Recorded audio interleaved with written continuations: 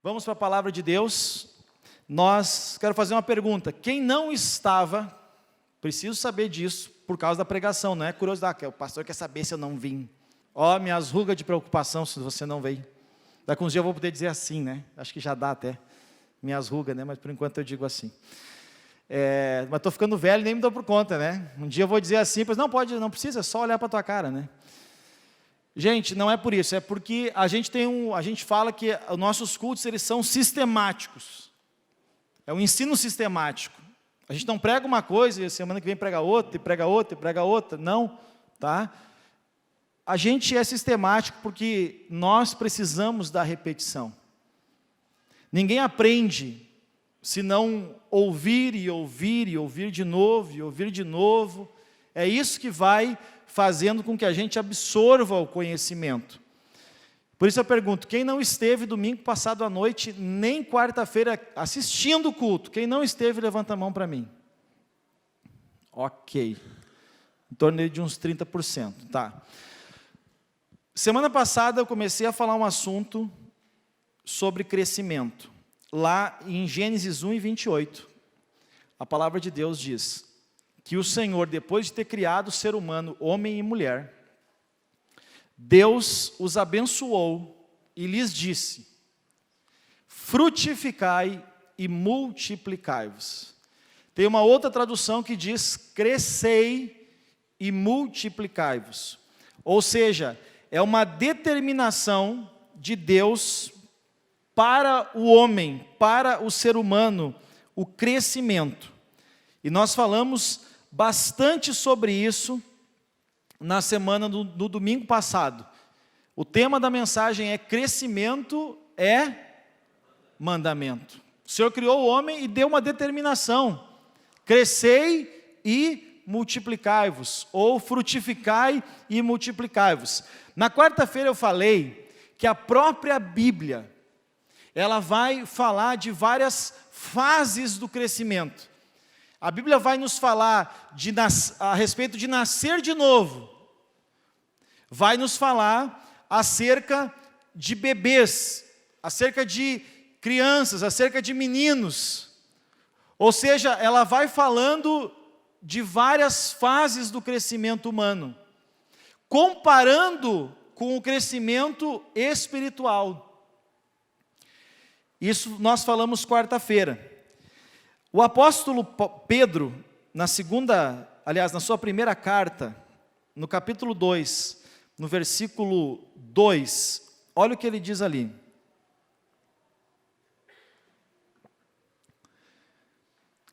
Primeira Pedro 2:1. Aliás, 2:2, perdão. É o outro que eu quero. Olha o que Pedro diz a essa igreja: desejai como meninos, recém-nascidos, o puro leite espiritual, a fim de por ele aconteça o quê?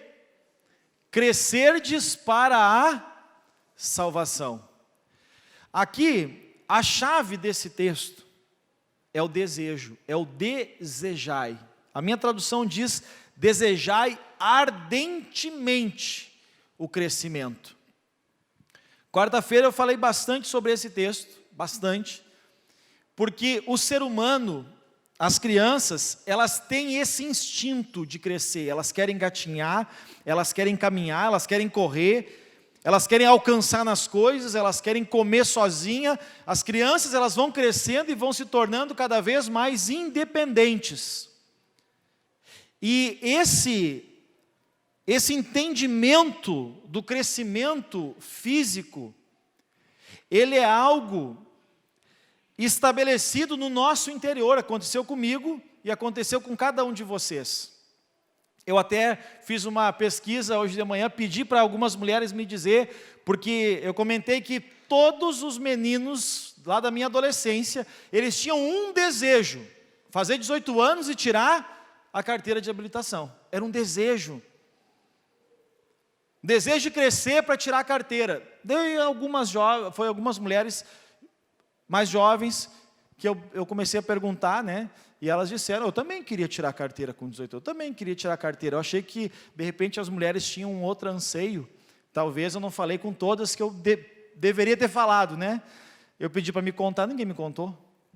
Mas entender um pouquinho o que uma mulher, ela pensa, não essa geração de hoje, mas quem sabe a geração anterior, a minha geração ou uma geração ainda anterior à minha, que tem aí os seus 45 anos, entre 40 e 50, qual era o desejo da mulher?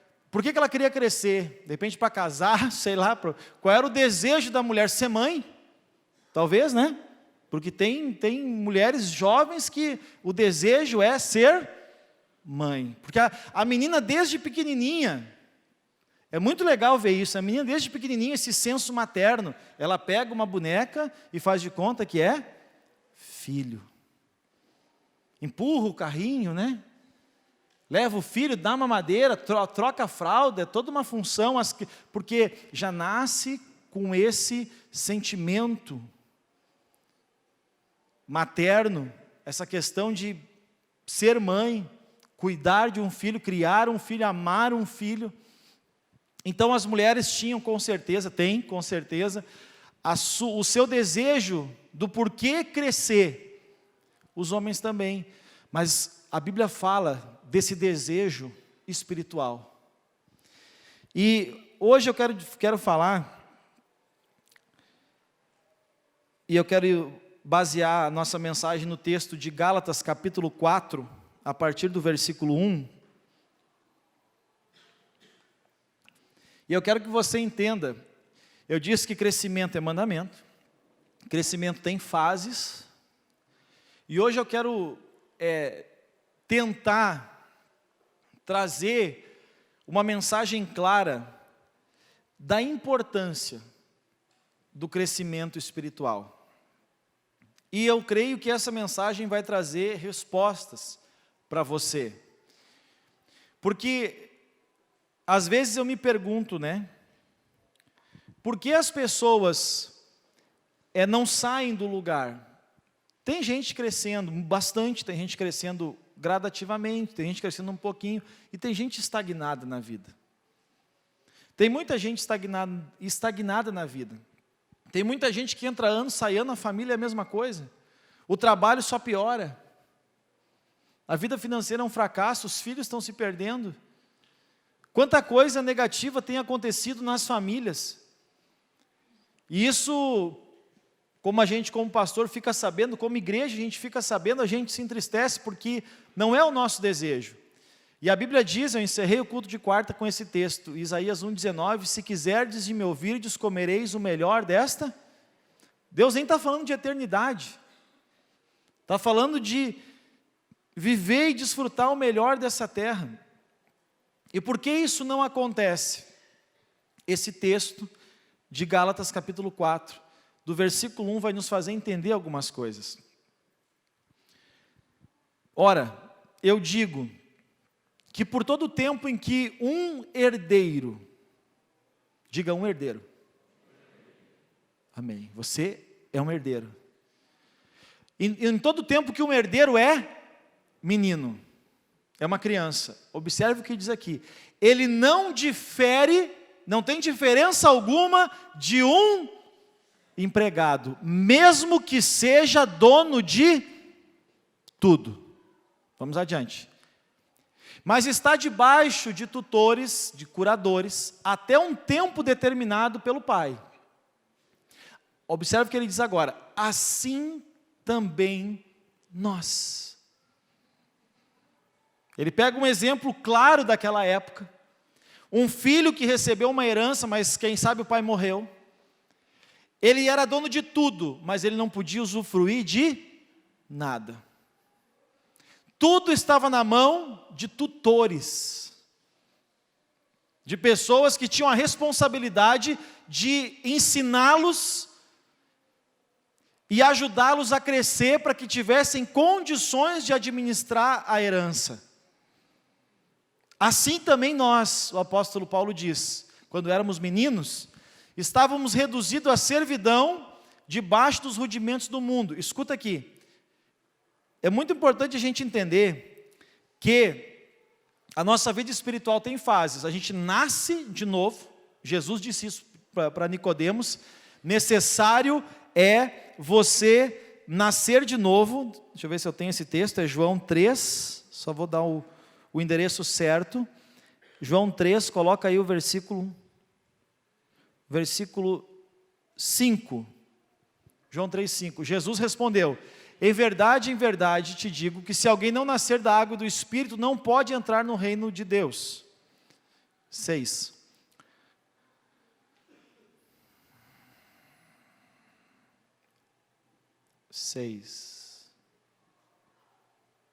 O que é nascido da carne é carne. O que é isso? Né? O que é esse texto aí? Está falando do nascimento humano. Carne. O que é nascido da carne é carne. E o que é nascido do Espírito, observe bem, que o que é nascido do Espírito de Deus, com letra maiúscula, ele nasceu espiritualmente. Nasceu espiritualmente. Então Jesus está falando desse novo nascimento. Volta lá para Gálatas, capítulo 4, o versículo 3, né? Assim também nós, quando éramos meninos, quer dizer, enquanto a gente não cresce espiritualmente, a gente continua, de certa forma, escravo dos rudimentos do mundo.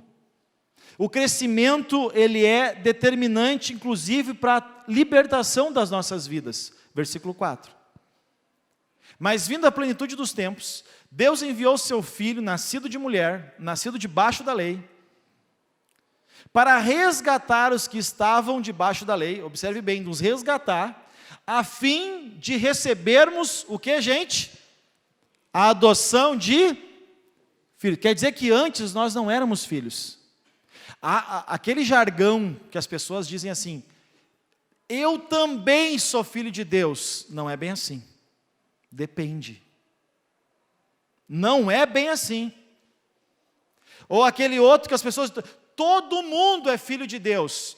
Não. Não é.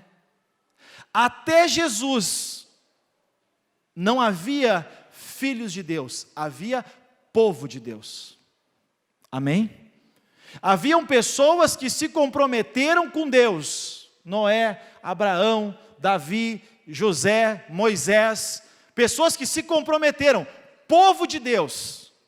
Onde responde isso? O versículo que todo mundo conhece, João 3,16, responde isso de uma forma totalmente clara. Porque Deus amou o mundo de tal maneira que entregou o seu Filho unigênito.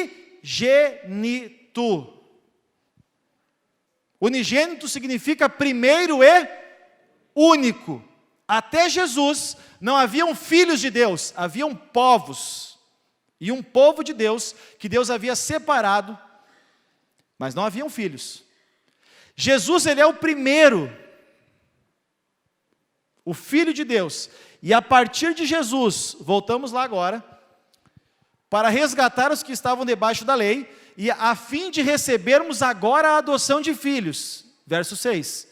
E agora, porque sois filhos, Deus enviou aos nossos corações o Espírito de seu Filho.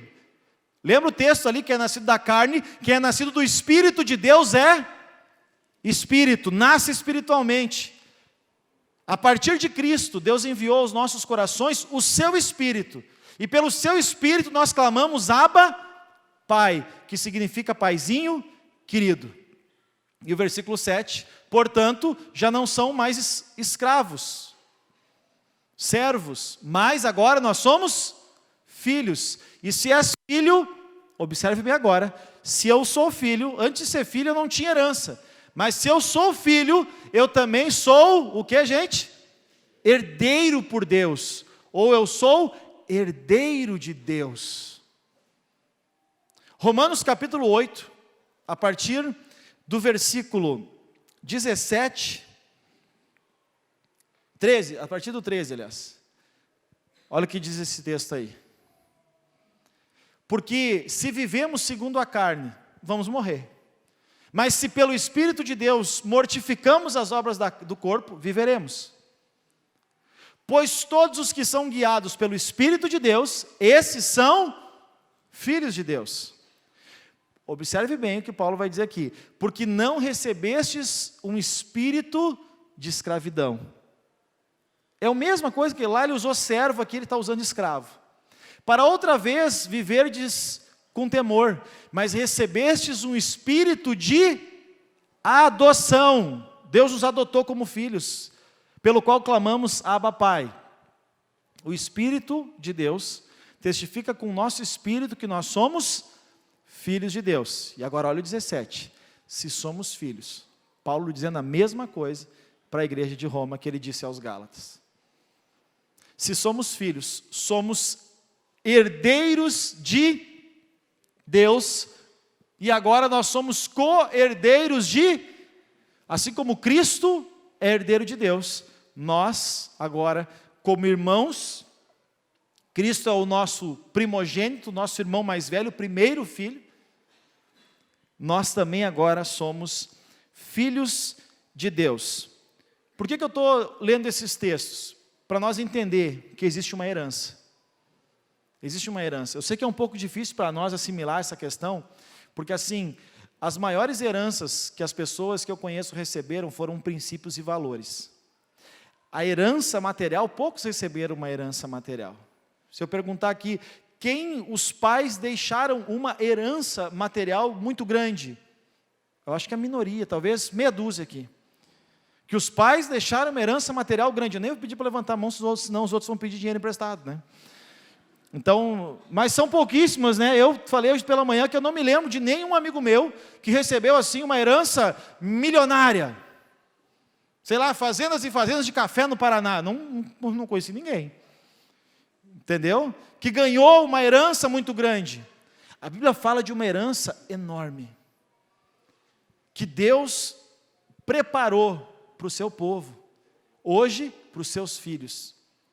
Mas se existe essa herança, o que me impede de ter acesso a ela? A minha falta de crescimento. Porque o menino, ainda que seja dono de tudo, se ele é um menino, ele não pode usufruir de nada. Então, gente, eu pergunto, quem tem filho pequeno aqui, levanta a mão. Você deixa ele brincar com faca? Sim ou não? Mas faca tem muita utilidade, sim ou não? Tem muita utilidade, mas você não deixa. Vamos lá. Você tem serra. Olha o que uma serra tem de utilidade. Você dá para o seu filho brincar a serra?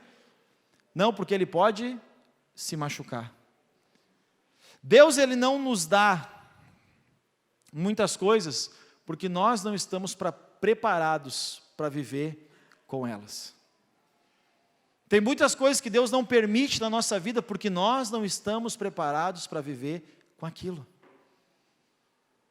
E como é que eu desenvolvo o meu crescimento? Tem muitas pessoas que acham que fé resolve todos os seus problemas. A Bíblia diz que sem fé é impossível agradar a Deus. Mas fé é só um ingrediente. É só uma parte importante na nossa caminhada com Deus e espiritual. Só fé não me leva ao crescimento que eu preciso.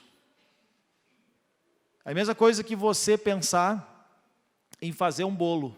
Eu vou fazer um bolo de cenoura. Aí você tem a cenoura. Sai um bolo com uma cenoura? Sim ou não? O que mais precisa? O que precisa junto? Farinha, azeite, sal. Vai sal no bolo? Vai. Sempre achei que o bolo era doce. O que faz crescer mesmo? Fermento. Precisa de uma forma, sim ou não? Estão vendo quanta coisa? Mas o bolo não é de cenoura.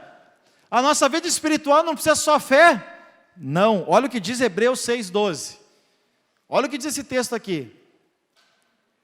Para que não vos torneis indolentes, mas sejais, observe bem, sejais o quê?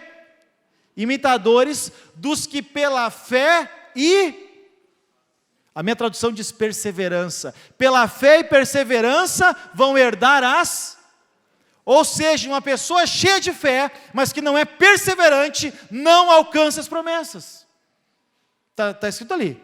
Sejamos imitadores dos que pela fé e Perseverança, paciência. Ou seja, não é só fé.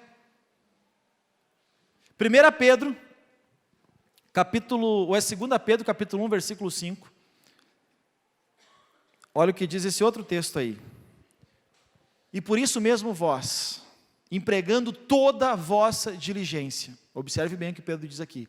Acrescentai à vossa fé, o quê? A virtude. E acrescentai à virtude a ciência, que é o conhecimento. E acrescentai ao conhecimento o domínio próprio. E ao domínio próprio, o quê? A perseverança. E a perseverança, a piedade. Ou seja, não é só fé, gente. Existem outros elementos que são necessários.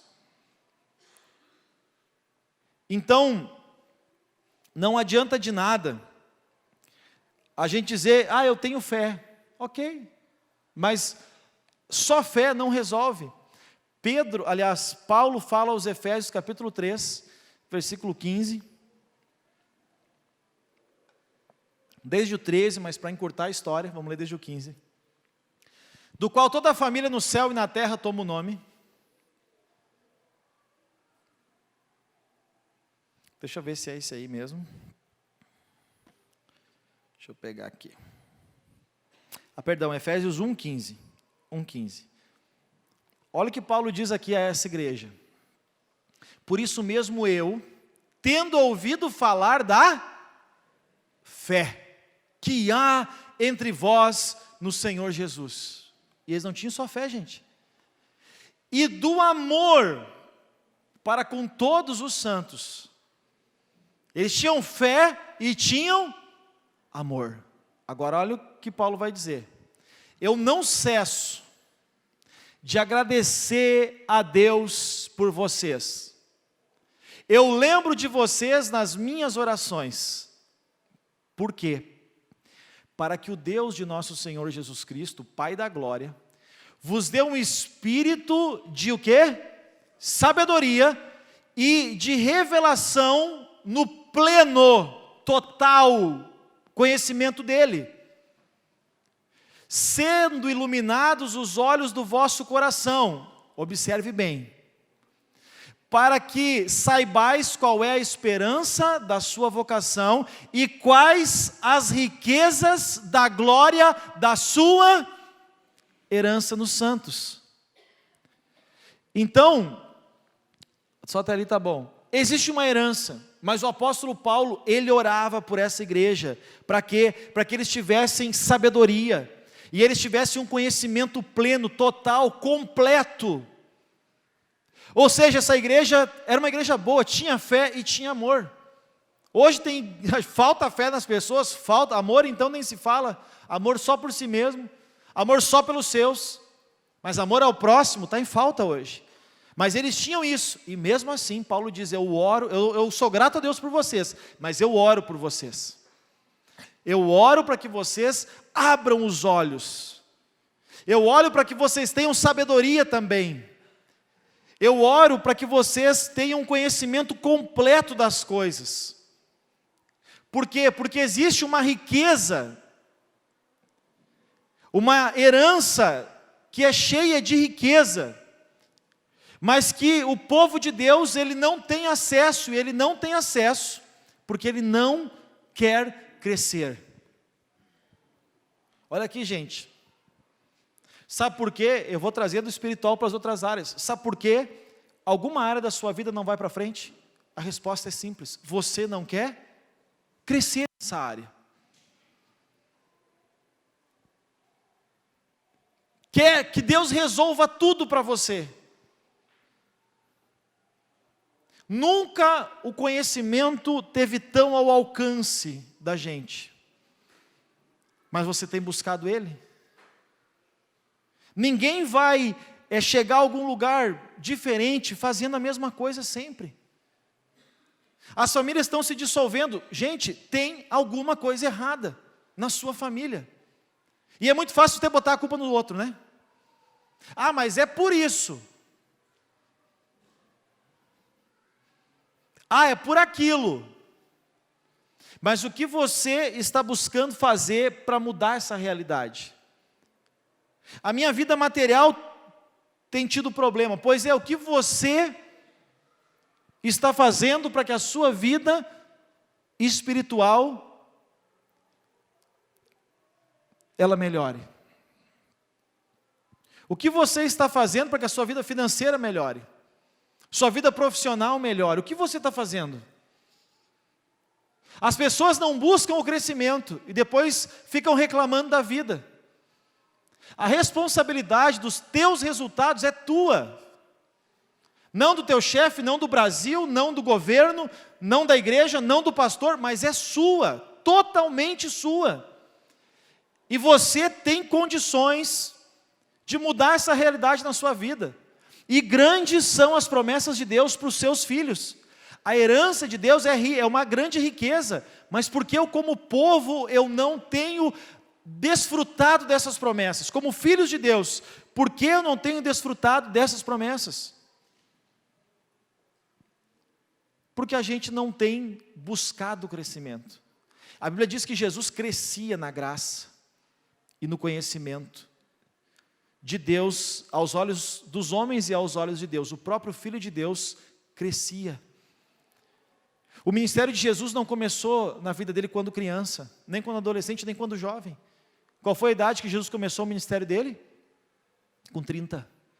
30 anos é uma idade bem madura, não é? A pessoa amadureceu.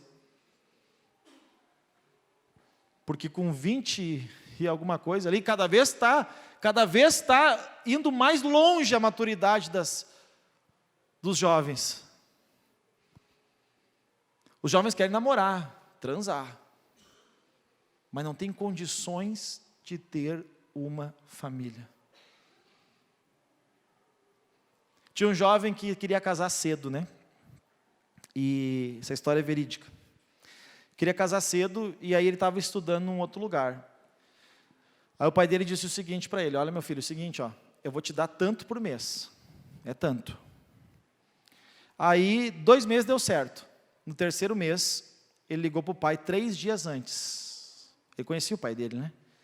3 dias antes de chegar o dia da mesada. Ele disse: ô pai, tem como tu me adiantar? Isso acontece muito, né? Te pedem adiantamento lá, pastor?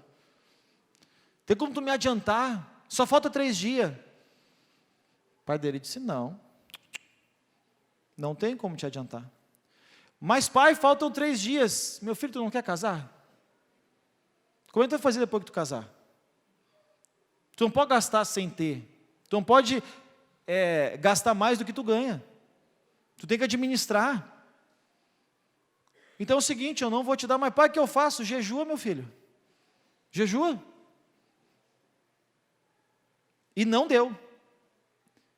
Aí diz que o filho, né, mandou uma mensagem para a mãe. Bah, mãe, estou com uma saudade de estar em casa. As frutas que a gente tinha aí, as coisas. Ele não falou a conversa com o pai, mas começou a falar do que tinha em casa e ele não tinha. Daí a mãe chegou no pai e disse: bah, o fulano tá aí, tá com saudade até das frutas de casa, tu vê, né, e tal. Ele deve estar passando trabalho lá. O pai pegou o telefone e ligou para o filho: escuta aqui, tu quer casar? Tu quer casar? Que tipo de homem que tu é? Tu não administrou bem tuas coisas. O que eu estou fazendo por ti, eu estou te ensinando a crescer. Então tu não vai chorar para tua mãe o problema que tu criou para ti.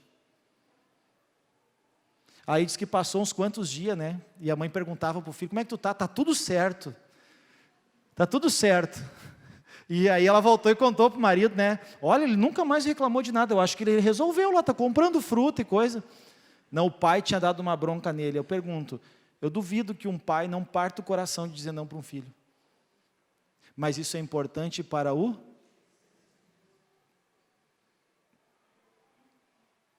Porque depois que casa, vai ficar pedindo socorro para os pais? Gente, eu pergunto, a Bíblia diz assim, ó, se nós que somos maus sabemos dar boas coisas aos nossos filhos, quanto mais, aquilo que Deus não está te dando tem um motivo. Aquilo que Deus não está te oportunizando tem um propósito.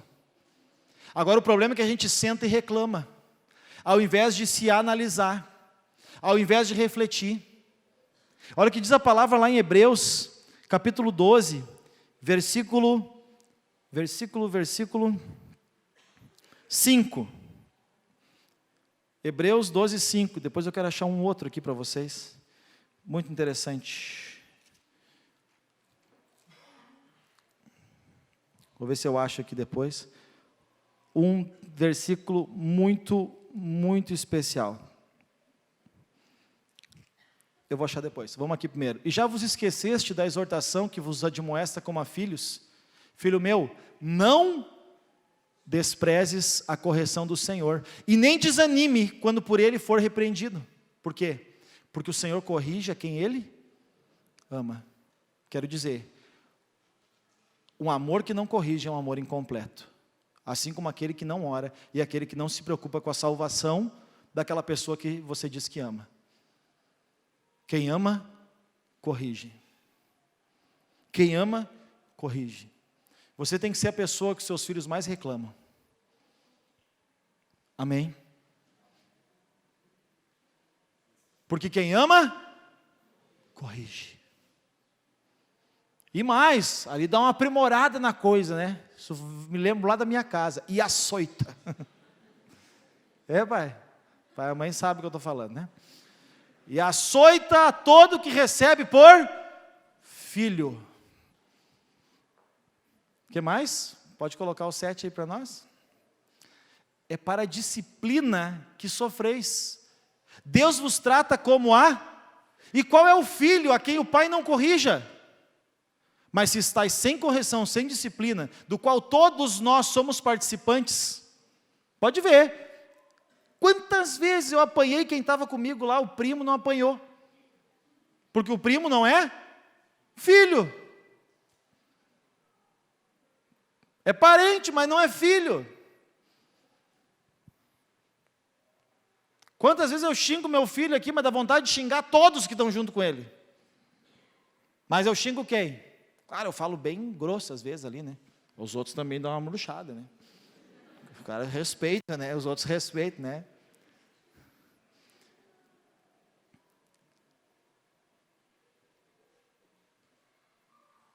E quem não é corrigido, se estáis sem disciplinas, do qual todos têm se tornado participantes, sois então bastardos e não?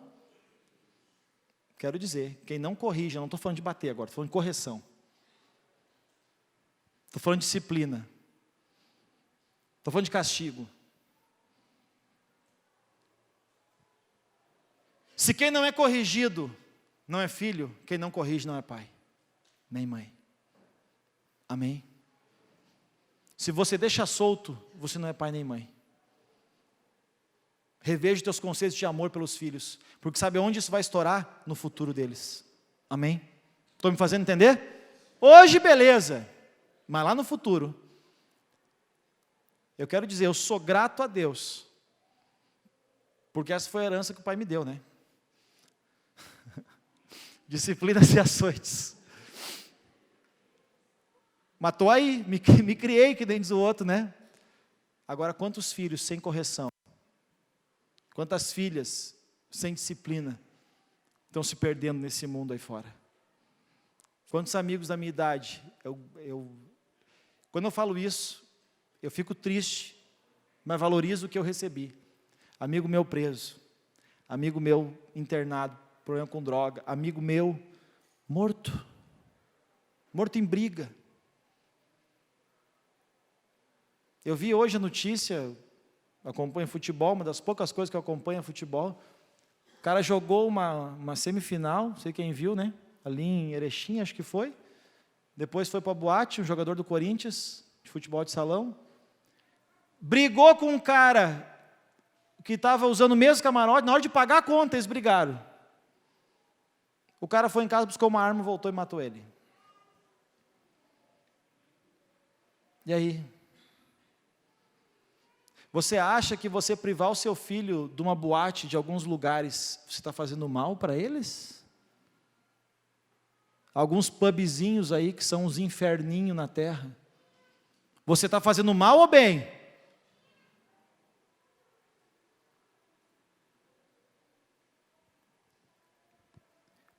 E lá em Provérbios 3, e 11, olha o que diz esse texto aí.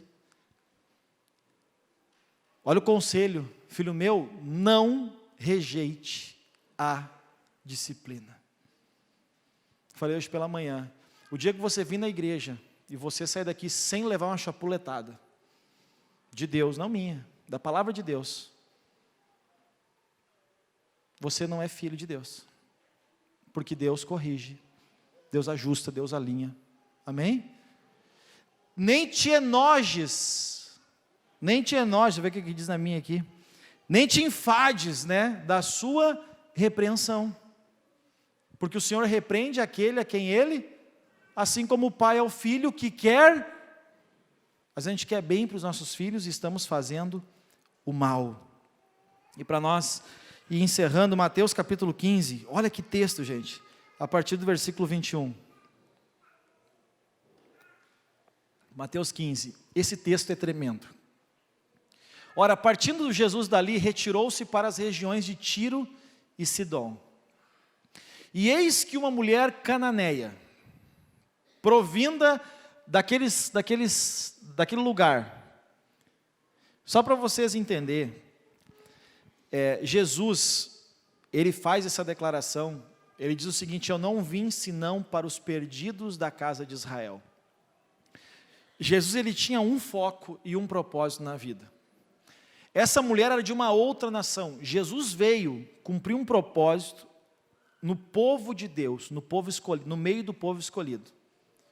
Tanto que João, ele faz uma declaração no capítulo 1, no versículo 11, João, ele diz, ele veio para os que eram seus, mas os seus não o receberam. Olha aí, ele veio para o que era seu povo, mas os seus não o receberam. Daí ele está falando dos outros povos que também seriam alcançados. Mas a todos quantos o receberem. Observe esse texto, o contrário também vale. Mas a todos quantos o receberam. Jesus não veio para nós. Jesus não veio para os não-judeus.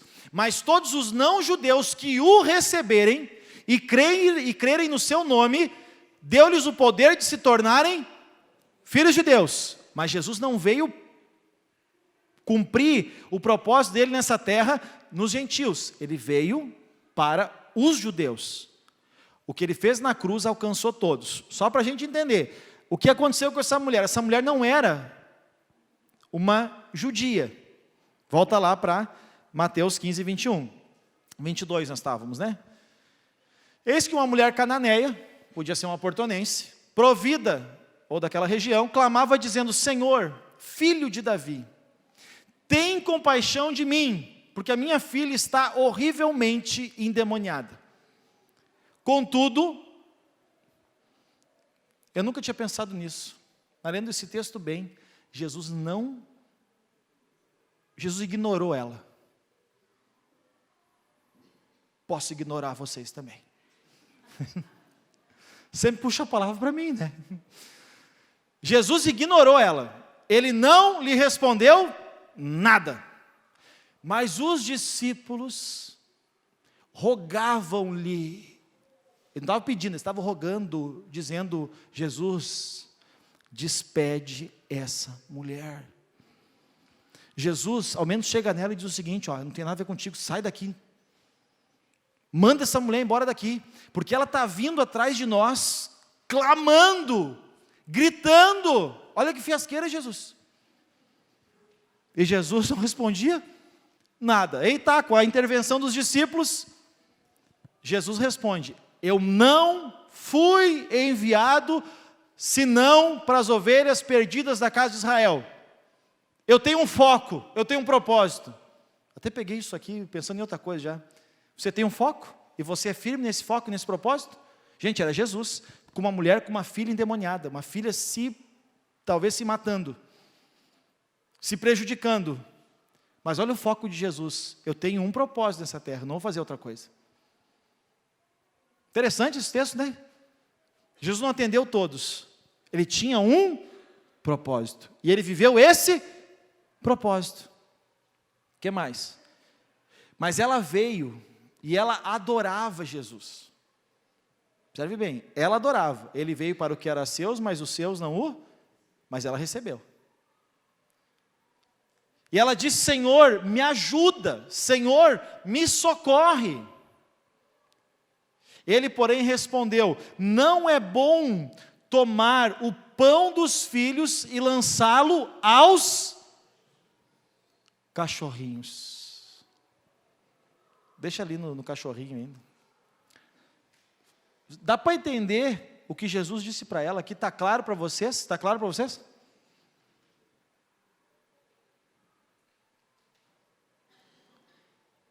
Jesus está dizendo para ela o seguinte, ó, tu não é filha, tu não é da casa. Jesus comparou ela com um animal.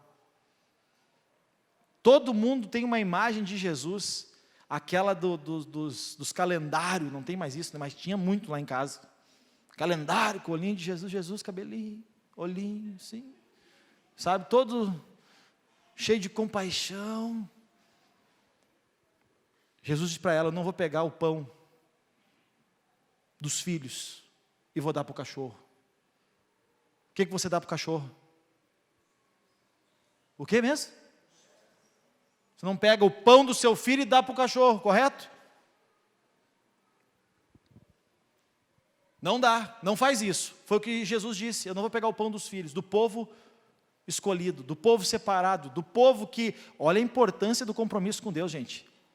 Por que aquele povo foi escolhido? Por causa de homens que tiveram fé, perseverança, conhecimento, domínio próprio, piedade, e andaram com Deus nessa terra. A Noé, Abraão, que Deus disse a Abraão, de ti eu farei uma grande nação. O povo judeu é descendente de Abraão. A nossa escolha reflete no futuro até dos nossos filhos diante de Deus. E de gerações e gerações e gerações. Amém? E aqui Jesus está dizendo, eu não vou pegar o pão dos filhos, a quem Deus tem uma promessa, por causa daquelas pessoas que foram firmes com Deus, e vou dar para os cachorrinhos, vou dar para os cachorrinhos. Agora, olha o que a mulher respondeu para ele. Mas ela lhe disse, Senhor, sim, Senhor.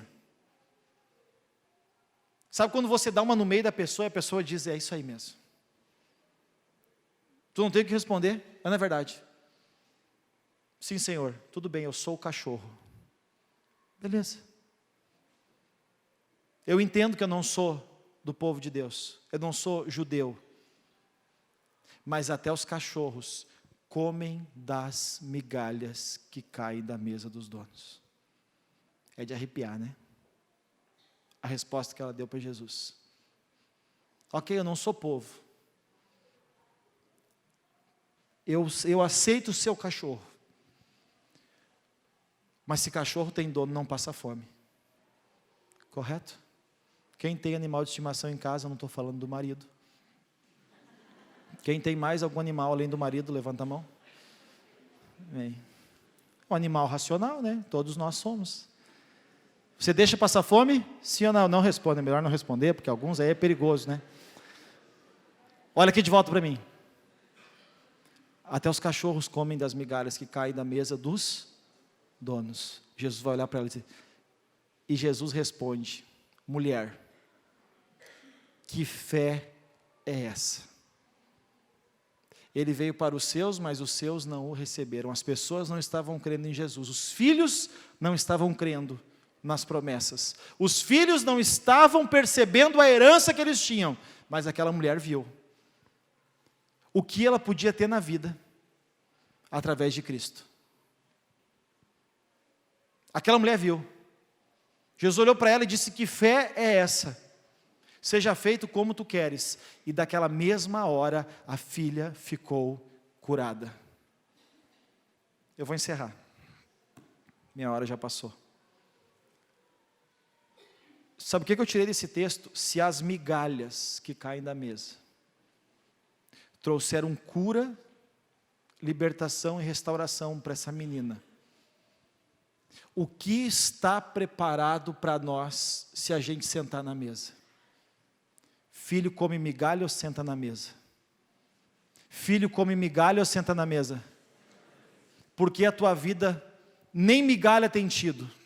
Porque na migalha ela teve cura e restauração. Pelas migalhas ela teve cura e restauração. Cura e libertação. E eu vejo o povo que vem e vai na igreja e a vida não muda. Por quê? Porque nem migalha querem. Porque para a gente crescer, a gente precisa de duas coisas: alimento e exercício. Amém? Não adianta só se alimentar. Dá um exemplo. Uma pessoa que está aí acamada, ela só se alimentar, ela está saudável? Sim ou não? Não. Porque o corpo precisa de alimento e exercício. A nossa vida espiritual precisa de palavra, porque Jesus disse em Mateus 4,4, respondendo ao diabo na tentação do deserto: nem só de pão viverá o homem, mas de toda a palavra que sai da boca de... A palavra de Deus é o nosso alimento. Mas o que é o exercício? É a prática dela na minha vida. Exercício e prática. Exercício e prática. Eu preciso me alimentar e me exercitar e praticar. Me alimentar, me exercitar e praticar aquilo que eu tenho aprendido. E para nós encerrar, vamos ficar de pé. Para você achar que está encerrando mesmo, né? Mas está encerrando. Provérbios 20 e 21. Eu sempre usei muito esse texto nos jovens, quando eu liderei os jovens. Mas serve para a mensagem de hoje. A herança que no princípio é adquirida às pressas, ou seja, a herança antes do tempo, não será abençoada no seu fim. A pessoa pode casar, mas se ela não estiver preparada para o casamento, aquele casamento pode ter fim. Mesmo a pessoa sendo uma pessoa que busca Deus. A pessoa pode, com maior da boa intenção, abrir um negócio, mas se ela não está preparada, aquele negócio tem fim. Seja qual for a área da vida, gente, se nós não buscarmos crescer, a gente vai atrofiar.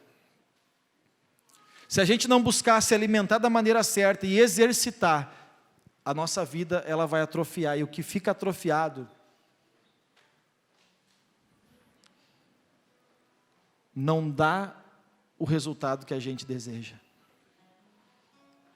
Quantas áreas da tua vida estão atrofiadas? Por quê? Porque você não está buscando crescer, você não está se alimentando para aquela área. Você não está se alimentando daquilo e muito menos praticando, porque não tem como você exercitar, fazer um exercício se você não se alimenta direito. Crescimento é mandamento, crescimento é uma direção de Deus para a nossa vida. Mas para nós crescermos, nós precisamos nos alimentar e nos exercitar. Mas o que eu quero deixar claro para você nessa noite é que existe uma herança. Essa herança é uma mesa posta, é uma mesa farta. Se você se alimentar dessa mesa, a tua vida vai desfrutar de todas as maiores e melhores promessas de Deus para ti e para a tua casa. Amém? E digo mais, olha, se você comer só das migalhas, a tua vida já começa a melhorar. Mas se a tua vida não está melhorando, é porque você não está dentro de casa. Você não está dentro de casa. O cachorro, para comer das migalhas, tem que estar em casa. Amém? Entenderam a mensagem, gente? Vamos orar, coloca a mão no seu coração. Pai, obrigado pela tua palavra, obrigado porque o Senhor tem nos dado uma mensagem que nos desperta espiritualmente, no objetivo de nos levar a um crescimento. Pai, muito obrigado pelas verdades que ouvimos, pelas correções, pelas instruções. Obrigado, Pai, porque o Senhor nos corrige, porque nos ama. Nos ajuda, Senhor, a nos comportarmos como filhos, andarmos como os teus filhos, vivermos segundo a tua vontade para a nossa vida. Senhor, não queremos ser nem os cachorrinhos, apesar de que os próprios cachorrinhos são alimentados pelos seus donos. Mas a tua palavra diz que se nós te recebemos, nós somos filhos. E se somos filhos, somos herdeiros. E nós queremos, ó Pai, crescer na graça, no conhecimento, crescer, ó Senhor, e desenvolver uma maturidade espiritual, para que nós possamos, ó Senhor, ter acesso a tudo aquilo que o Senhor já tem liberado como promessas de bênção para as nossas vidas. Quero abençoar todos os que aqui vieram e peço, Pai, que o Senhor coloque no nosso interior esse desejo ardente de crescermos para a salvação, crescermos para glorificar o Teu nome, crescermos como Teus filhos. Ó Pai, coloca esse desejo ardente, assim como uma criança deseja o genuíno leite, Senhor, que da mesma forma nós venhamos a desejar crescer em Ti e crescer conhecendo e entendendo o Senhor e o propósito do Senhor para a nossa vida. Eu quero abençoar a todos e pedir a cada um que aqui está uma semana abençoada e que o Senhor nos desperte a esse crescimento em cada área da vida onde nós estamos travados, estamos atrofiados. Senhor, nos ajuda a nos alimentar da maneira certa e viver, e praticar, e exercitar a nossa vida, para que venhamos a restaurar ela e desfrutar de todas as Tuas promessas e da Tua herança para nós. Assim oramos, agradecidos, em nome de Jesus. Amém.